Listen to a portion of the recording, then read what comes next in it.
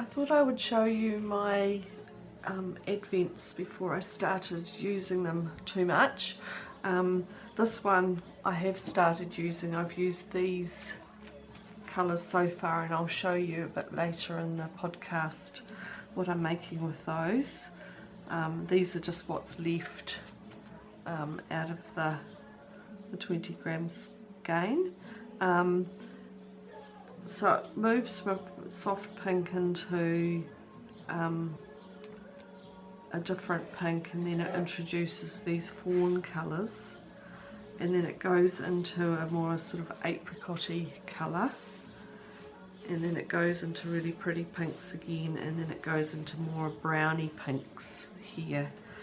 What I'm going to show you later with my new cast on is that it's going to be longer than I would like, so I'm probably going to cut it back by about 4 colours. So I think that I'm going to actually probably remove these 4 and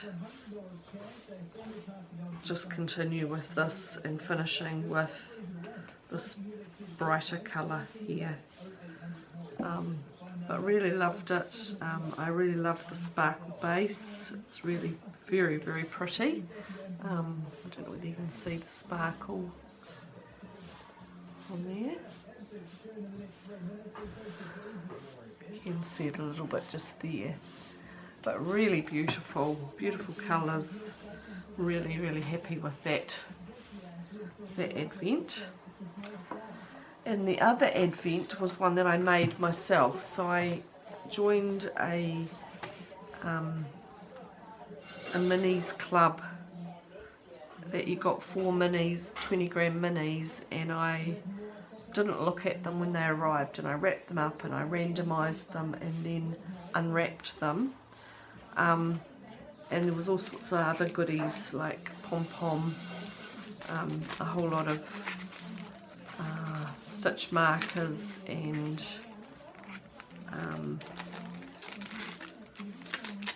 progress keepers and things like that. So I've got, in my Vlogmas episodes, I've got close-ups of all of those and me unwrapping all of these. Now this is the extent of the colours. I'll just spread them out so you can only see them in one layer. I did get one double up, which is this colour here.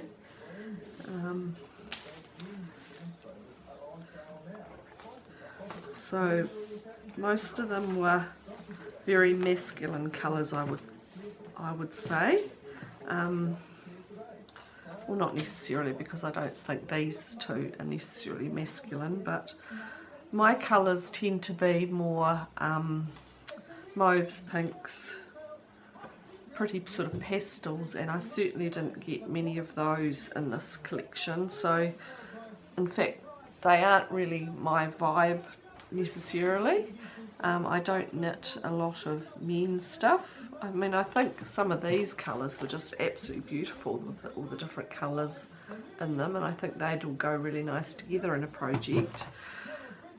But I don't tend to do browns and mustards, and these sorts of colours aren't really my vibe. So really, out of all of those, these are probably my most favourite colours and the ones I'll probably use first. Some of these might be alright for using as contrast colours for something. It might even be something, you know, like a pom-pom hat or something like that for Riley, my grandchild. But yeah, I was overall really impressed with the quality of the yarn, the look of them. This was the only one that was a bit of a surprise, because it had said in the description that it was going to be 20 gram minis, but this is only says 13 grams, so it's not enough to use for most projects. But anyway, so I thought I would show you all of those before I started packing them away, and in fact using some. I've got some plans for a new cast on, so I may well use some of these colours in that. So yes, I thought I would just show you quickly my 2 advents that I got. I think the lesson learnt from this one, and you know, it's nothing on the company, they just send random 4 skeins every month, that I think I might go for a curated advent next year, so that, you know, the colours went together. Not necessarily this company, but I'll see what I can find. I would like to support a New Zealand company if I can. I mean, the Elderflower stitches certainly wasn't. It was a splurge that I did, came all the way from the UK, so I certainly can't repeat that.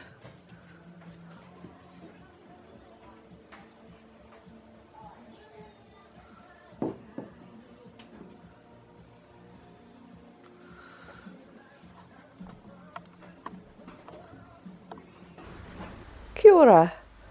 Welcome to my little area of the internet where I talk about my crafty adventures for the month. My name is Helen and I live in New Zealand, in a place called Nelson at the top of the South Island. I live here with my husband and our dog Bailey. Today I have 2 finishes, 2 new projects that are knitting and 1 that's crochet. I've been a bit naughty this month. It's been a really busy month, really hot month. We've started getting sort of towards the end of January, we've started getting quite hot weather but also rainy weather, so it's been really muggy. It's 26 degrees here in the house. I'm trying to avoid putting the air conditioning on during the day. It's Sunday, but it's getting very muggy, so I hope I'm not all sort of hot and wet, sticky looking. So yes, we'll get on with the podcast. I've already shown you a bit of footage about the advents, and you'll see 2 of my projects are using some of those advents. So we'll get on to start with my finished objects. So my first finished object is my Shrug that I was knitting last podcast. It's a DK ribbed shrug. It's called Friday Shrug by Jackie Rose. I'll put a picture of her shrug next to me here. So it's made with the Caron Cakes Latte cake, and it's a colour called Earl Grey. It's got some lovely stripes of greys and creams and things. And that just, I bought 2 cakes, but it just took 1 cake, and I think it's long enough. I'll show you a bit of B-roll after I finish talking about it, with me wearing it. So I knitted it as the pattern said, with the right needle and the right amount of stitches, and I got to the cream, I think you can see where it curves. I got to the top of the creamy coloured one here, and then because I'd seen pictures of other people wearing them, and some of them were really loose around the neck, I decided I'd try not decreasing, but going to a smaller needle. So I went a half size needle down for the 2 stripes here, and then the last part I went a needle size down again, and it's kind of cinched it in just a little bit. I don't know whether you can see, it just goes in a little bit, and I think that will end up fitting nice around the neck. But really happy with it. Lovely and soft yarn, fluffy looking, so it looks lovely and cozy, and I'm looking forward to wearing it in the winter. Just can't wear it now, so it'll be a very quick try on to show you, because it's way too hot for that kind of garment.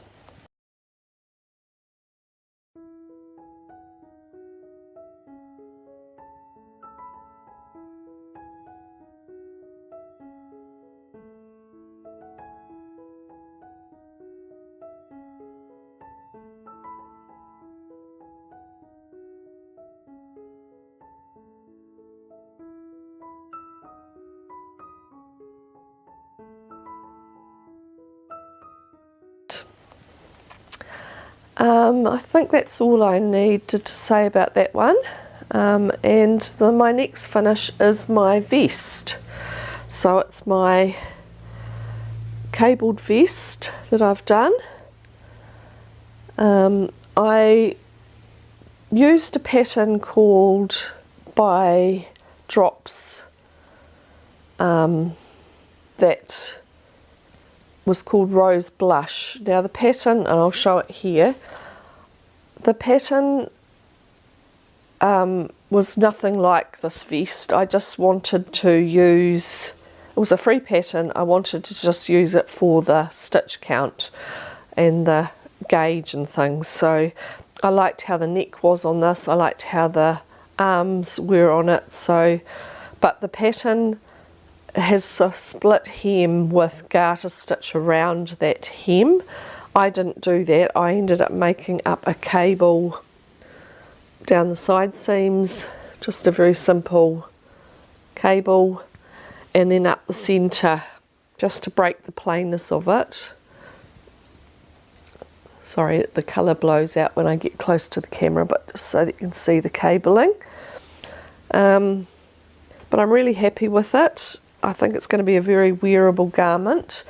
I used this Gaia yarn. It's a New Zealand produced yarn that's 75% merino, 25% alpaca. It's very soft. It's a lovely yarn to knit. The stitch definition is really nice. It's a colour called Tanzanite. So it's, the sheep are grown here in New Zealand, it's milled here, dyed, packaged up into balls.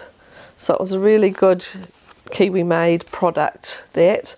I bought, I think it was, I can't remember if it was 12 or 14 balls, 50-gram balls, because I wasn't really able to gauge how much yarn I was going to use, because the Drops pattern, of course, was just pretty much plain knitting, and I knew cables took a little bit more yarn, but I ended up with, I think, 8 balls left, so I've got, was it 7 or 8?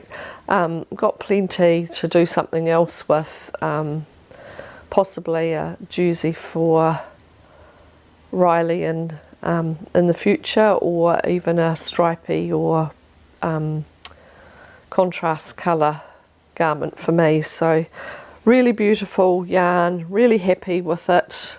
It's just got a round neck, did not too many rows of 2x2 rib for all of the ribbing.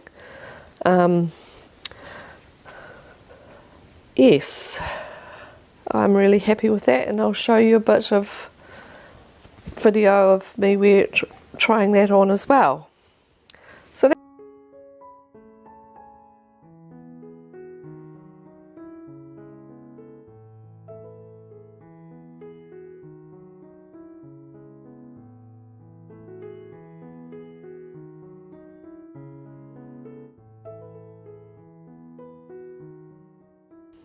So that's my 2 finishes. Now, because I've shown you the advents ahead of time, it was because I wanted to start using one of them. Well, I've ended up using 2 of them, but both of them. But I had gone through and selected a whole lot of advent suggestions on Ravelry, and kept going back to this beautiful Dust of Snow wrap by Helen Stewart. really lovely pattern. She has really lovely colours, but I decided I'd use my Elderflower stitches advent for that, because it was going to go from pinks to fawns and then back to pinks again. So I'm really happy with how that's going. I did quite a bit of it over Christmas time, and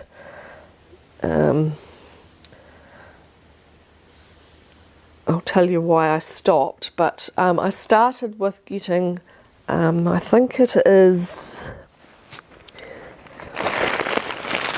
where they've got the ball band, Ashford's 4-ply merino to do just the beginning garter. Now it's done sort of like a rectangle, but a diagonal on the angle rectangle. So you start with garter stitch, and you're doing an I-cord one side where you're decreasing, and you're doing an I-cord on the other side while you're increasing. So it's actually not too bad once you get into the groove of that. And then it starts out with, I'm holding it with, so it's 4-ply with either a mohair or kid silk lace weight. So I'm using Rowan kid silk, and the colour is 612, which is just the plain white. So I'm doing that, and it started off with really pink, soft pink, mauvey pinks, went up to a stronger mauvey pink, then it's gone into, and her advent went from a solid to a variegated to a solid to a variegated, so it's working out really well. The variegated's really sort of split up, so it's, I'm thinking it's looking really beautiful. So you have garter, and then you have, there's several different lace patterns. I won't go too much into those, but they're really easy. So lace, and then you do garter, and then you, amongst the garter stitch, you're introducing your next colour. Then you do lace and garter, lace and garter. So it's gone from a mauvey pink up to a sort of more reddy pink. And I'm just starting to introduce, I don't know whether you can see, but it's looking more creamy. It's the fawns that are being introduced now. And then from that it goes back to more of a peachy pink, and then back to a more mauvey pink. So it should work out really well. I'm going to do it slightly shorter than what she says to do it, because it's very, very long wrap, and I don't think I need it that long, and I don't think it is wearable that long. So we don't get that cold here in New Zealand, so I think it'll be plenty long enough if I stop sort of about the maybe four colours before the advent finishes. So you're using 20 gram minis, but you do have a little bit left over on each one, so I'll be able to use some which I showed you when I was showing you the advent, so I'll be able to use that for something else. But I'm really happy with how that's coming along. And why I put it down was because the kid silk, even though it's beautiful, soft and fluffy, and I'm finding a lot of the fluffs coming off, and I'm even getting an itchy nose now. So I found I was just cough because I was obviously breathing the fluff in. I was covered in it. It was driving me crazy. So for my health reasons, I decided I better just stop for a while and have a break. Mind you, my cough hasn't got any better, so I think it's also that we've all had a virus before Christmas, and most of December and the very beginning of January we were all quite sick, including my little, he was 9 months at that stage, 9-month grandson, and he just looked really ill. Poor wee man, he had conjunctivitis, cough, just miserable, teething because he's getting his 4th top teeth. all at the same time, so he's been teething, and it just, poor little man, miserable. His parents were miserable.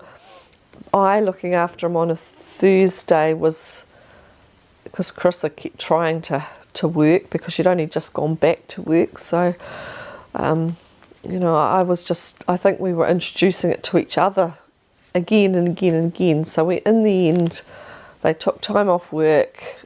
I stayed away. We kind of just got ourselves better in time for Christmas. But even after Christmas, I've still had this cough, and this weekend it just seems to have flared up again. So, but anyway, I have put that aside for a while and have a rest from all the fluff.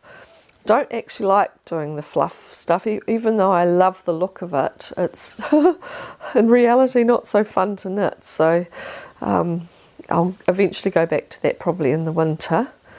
But because I was stopping that, I had nothing to knit. I was at a bit of a loose end, so I ended up deciding to, and I've also put this away, and I'll tell you why later. So this is still in my Christmas bag, but I went through my Advent patterns again and found one that was called Sleigh All Day Cowl by Lofty Loop Yarns. A really lovely cowl that's done circular, and then you join it up with Kitchener stitch. So that's another picture of it there. So I decided I was going to try doing this with some of my own yarns. So I've had a whole lot of really soft pastels, things like this mint that's got little flecks of pink and mauve in it. I've got some really lovely soft pale blue, white with pale blue little patches, flecks. I already pre-dyed this one, which has got pinks and apricots and yellows. Got another one that's pink. It's got flecks of red and hotter pink. I've got a lovely one here that's got white with pink and mauve and yellow speckles in it. So that's really lovely. It's been a really fun one to do. It starts off with a provisional cast on, and then you do a lace pattern, 4 rows of garter where you introduce next colour, and then every second, like lace, every alternate pattern is brioche, and you can either do it with a single colour or a double colour, and the pattern suggests either. And I'd never done brioche before, and it was certainly a learning curve to start with, and I ended up, I think my first one I did, unpicked it and did it about 6 times, and I still ended up with a really weird bit where I joined. I don't really even see that there, but I think it's going to be okay when it's wrapped around my neck. And what I didn't realise and watched some videos was that it's very loose, so you've got to go down needle sizes. So I did that with the following ones, and it was much better. So I've done the pink apricot and yellow one in the brioche, and then I've got another lace pattern, and then I've got another single brioche in the mauve, a pink pattern one, and then I decided to be brave enough, because I felt like I was getting into the rhythm of it, so I did a two colour brioche, and I've done white as the alternative colour, and I think that looks really cool. And then there's yellow lace, another plain brioche or single colour brioche, and then I did another 2 colour brioche, but this one I wasn't really very sure of, because it's quite a brighter colour, the turquoise or aqua, and so I toned it down with the white, and then I've ended up using quite a bright pink just kind of so that that one wasn't out on its own, and now I've gone back to sort of softer colours. So I think I'm about halfway. Really enjoying it, really love the colours. I think it's going to look like a bit like a rainbow when it's wrapped around your neck, so loving it. So I've put that aside as well because I had a hankering for doing some crochet, so that one's been put aside, and I'll get that back out again as well when I've had a little play with the crochet. But the third and last whip that I've got is, I started watching a lady, I think I found her because I was looking up, I was having problems with my sourdough being really sticky, and I just, no matter what I did what different books said to a letter, and I saw her video on how she did it, and I really liked her aesthetic, and she does a lot of vlogs on her home and her cooking, and she lives in Israel, and she was talking about the war at the moment and how it was affecting all the people that live there, and you know, I found that really interesting. So her name is Moran, I think. Sorry if I've butchered that. And her YouTube channel is called Crochet Objet. So it looks like object without the C. And she does some designing of knitwear on Ravelry, and I'd seen this granny striped shawl or wrap and really liked it when I saw it on her, and I'd been tossing up whether I did another triangular granny shawl. I'd seen one that Ellie from Little Drops of Wonder had done, and after doing the moss stitch one that I did just recently, I find the triangle ones a bit weird to wear. It's probably alright in the winter, but so this one's got some shaping across the shoulder, and it's just like a long strip that you drape around yourself, and you can wear it in various different ways. So that's who wearing it as a scarf, and that's who wearing it as a wrap or shawl. And I really love the look of that, so I ended up purchasing that one, and I've decided to go with that one. And what I wanted it for was because you can use really small amounts of your leftovers, and it's a really good sort of scrap buster, I suppose. So it starts off with the shortest part, which is the pink up the top there, and that's the shortest it will be.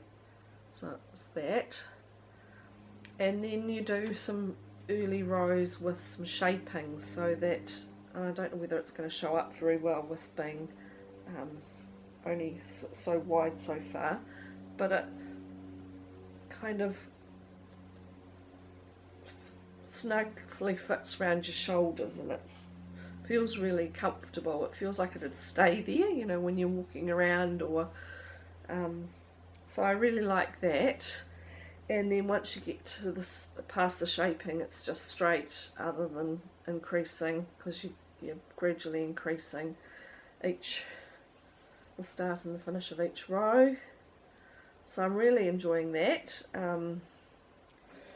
I started sewing off my ends, and then I got a bit carried away and haven't, so I'm going to have to go back and do that.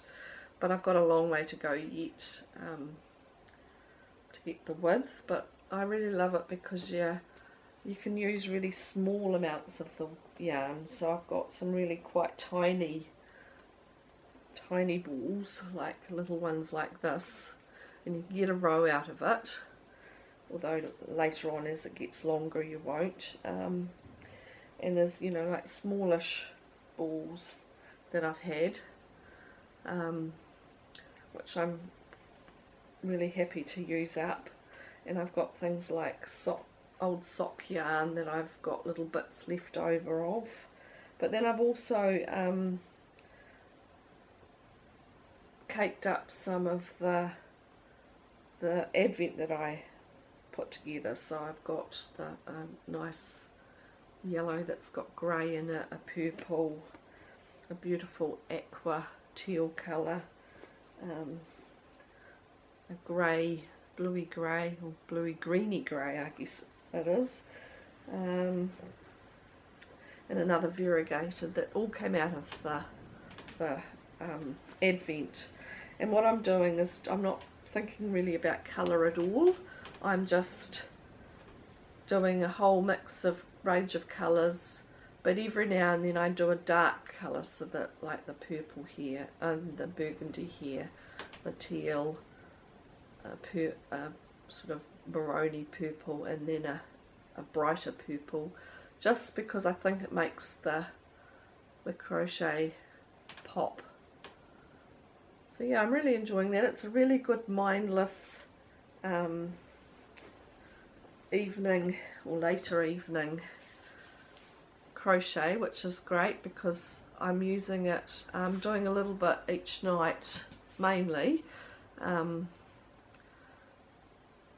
but I've started a new kind of interest, and it's got kind of, well, I've fallen down a rabbit hole I guess, and I've got quite into that. So I'm just sort of doing a little bit of crochet in the evening, sort of about the last hour, half hour, because what I'm doing, well, I'll start at the beginning.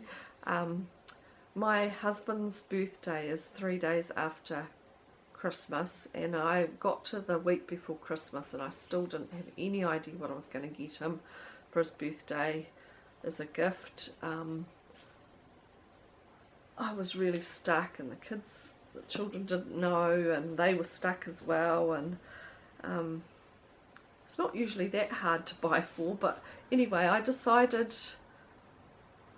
that I would get him a Lego car kit, one of the quite complicated ones, because he loves his cars, and loves kind of classic cars, but never has owned one. So I ended up buying a Mustang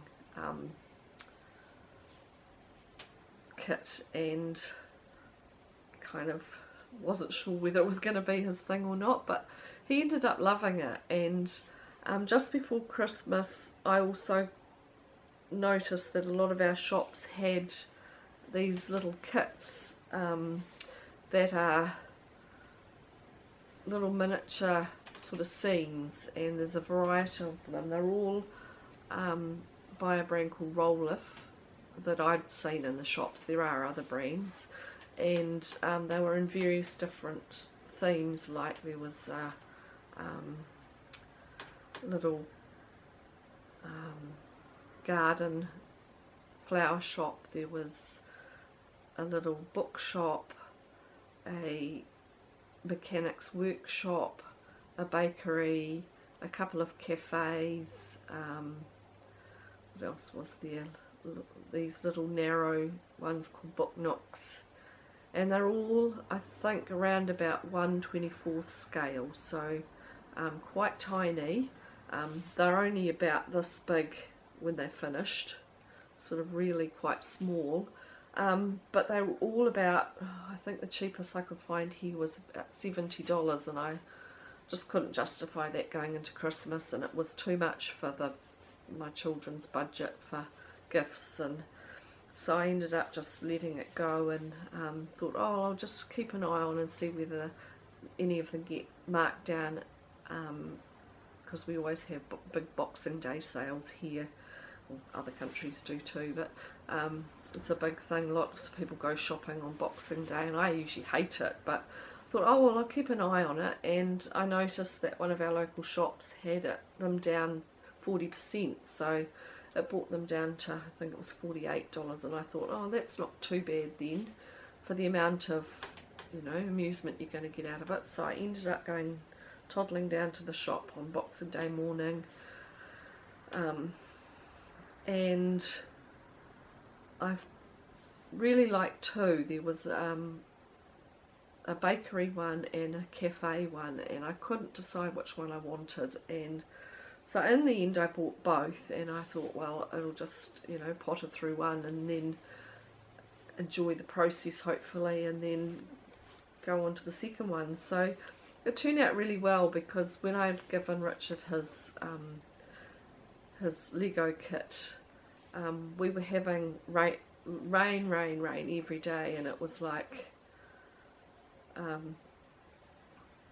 perfect, because we'd do our sort of chores in the morning, have lunch, clear up, and then we'd sit if it was raining in the afternoon, we'd sit, and he'd sit one end of the table and I'd sit the other, and I did my kit and he did his kit, and I really enjoyed it. It was a really lovely process. I still wasn't all that well from having been sick over December and Christmas, and but I really enjoyed it, and I'll show you. Stick down, and so they look like this. They're done by a company, I think it's Time, but the Rolife is the brand, and they look like this, and this is the bakery one. So it has like cabinets with little breads and cakes, and it has like a little display unit, and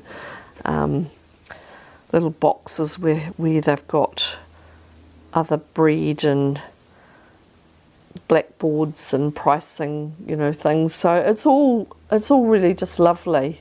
There's a close up there of one of the areas. So that's Becca's Bakehouse, and then I've also got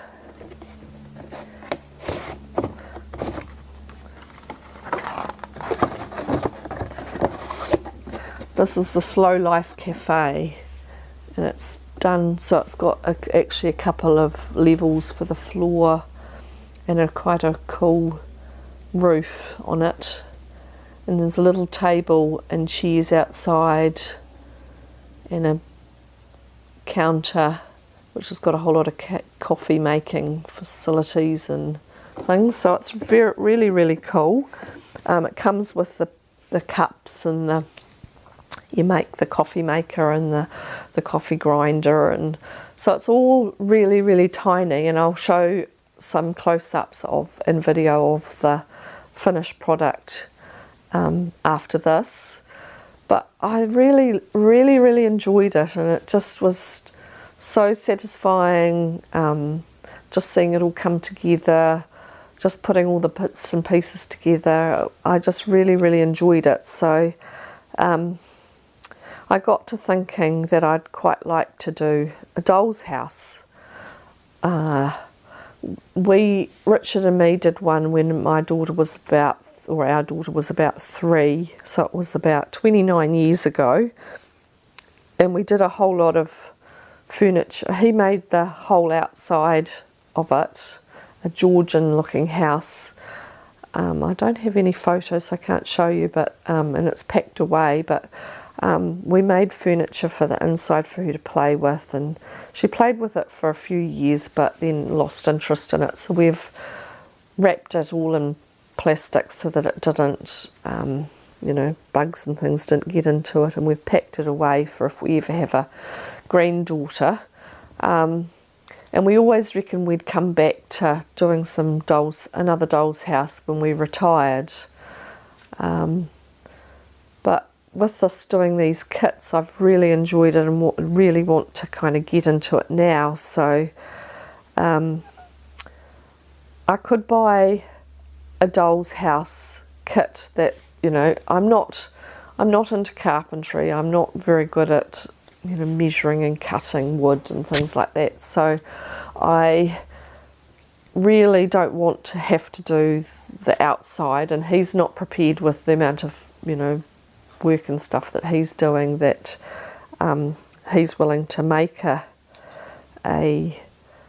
outside doll's house. And you can buy them, there's a place up mail order that here locally that you can get the kit set made, but they're about 500 to 1,500 to buy, and I don't have the budget for that. I don't want to pay that much. So what I thought I'd like to do is buy even a kid's doll's house that is just the structure that I can upcycle, I can make, totally change. I want to do an adult's doll's house that's got, very modern furniture, but as realistic as possible, lighting, the whole works, nice floors, even make the windows and doors and things. So I'd like to really upcycle it, but it's going to take some time to find the right one. I've had a couple of possibilities come through Marketplace, but I'm not really happy with either the price of them or whether I can make it into a modern style, because they're very old-fashioned sort of looking. So I'm going to just bide my time with that. So I thought I might just make a couple of pieces of furniture to start with, and then I was looking through Pinterest, and there's lots and lots of miniatures on there, and there was some people make these room boxes where it's a box, either a floor and two sides, or a whole box that's got roof, floor. Sorry, my doggie's just sitting down here having a cuddle. Oh, sorry, I can't really show you. So that's why I'm looking like I'm fidgeting, but I'm actually petting her. And they're little scenes, like it might be a bedroom, or it might be a kitchen, or it might be like a little potting shed or something like that. So I got interested in that, and then I saw on Pinterest another couple of ideas where they make, it's like a frame with a shadow box at the back, and they're only about sort of this deep, and you do like a little scene. So it might be the potting shed, or it might be an outside courtyard, or something like that. And I thought, oh, that could keep me occupied until I find the doll's house, and keep me sort of still doing the miniatures, because I want to make most things, like little pots with plants in it. I'll make the pot out of polymer clay or air dry clay and paint it, or put designs on the side of it to make it look like a china pot. And then I plan to make the plant, because I used to do miniature flowers and things on some of my cards in the past. I've kind of got the skill of making little miniature flowers, so I thought I might make my own pot plants and flowers. And I want to make plates and whatever the scene might be. So I'm starting off with a kitchen, and I said to my husband, I'll go down and see whether I can find a frame and then I can just make the shadow box part, because I'm pretty sure I can make just a straight box with MDF or plywood or something like that. And because he's a picture framer and he's done picture framing for years, I said, well, I don't really know what scale to start making it with, because I haven't done it before. And these little models are 1/24, so they're pretty minute, and I thought, I didn't really want to do a doll's house in that sort of scale. So I've been doing some research, and it turned out that 1/12 is a really good doll's house size. So, and that's the size of most doll's houses that you buy. So I thought, I'll start by doing that, and that way I can sort of learn some skills before I move on to the doll's house. So I can, I'm going to start with a kitchen scene where there's a kitchen cabinet with a little butler sink and drawers and cupboards, and then above it will be some shelves, and I'll do some tiling for the background and maybe some brickwork or something. And then I want to make all the little bits and pieces to go on these shelves to make it look like a kitchen, like there might be some canisters or some chopping boards, and I'll make a chopping board on the bench with a little sourdough loaf and things like that. So I'm really excited to do it all. I've never made like the kitchen cupboards before, so it's going to be a learning curve. I've already done the framework and I've been making the cupboards and the drawers, but that's been kind of an interesting process because I went around it in a backward kind of way, and I've now looked at some YouTube videos, and you're supposed to start at the back and make the divides and then put the front on, where I started from the front, working out the size that I wanted, because I wanted a set of drawers, a butler's sink with a cupboard underneath, another set of cupboards. So I wanted to work out how big that was going to be so that I could then make the shadow box and work out the scale of the shelves and the scale of the tiling and all that kind of stuff. So it's been a bit of a process. So I've got the cupboards half made, and I wanted to have a go at having working drawers and cupboard doors so that they opened, because eventually when I come to do the doll's house I'd like them to be all functional. But what I hadn't thought about was that the cupboards might open as you move, like if you move the shadow box around, the cupboards might open, and because it'll all be sealed up, you won't be able to shut them again. So I'm kind of having to rethink how I do the cupboards and drawers. So it'll be interesting to see what I end up coming up with. So once I've got it underway, I may well show you how that's looking, or some of the miniatures as I go along, because I'm going to be doing this in conjunction with all my knitting and sewing, and it's really a craft, and this is a craft journal that I'm putting together, so I've got kind of memories of what I've done in the past. So yes, I'm kind of getting really into it. I'm thinking about it all the time. I'm doing a whole lot of research on how to make polymer plates or pots or plants, or it's all taking time, but yeah, really excited. It's quite a rabbit hole I've fallen down, but it'll be a really interesting hobby that I just enjoy the process. It's not about the finished product, it's about the having a go at all these different crafts and being creative and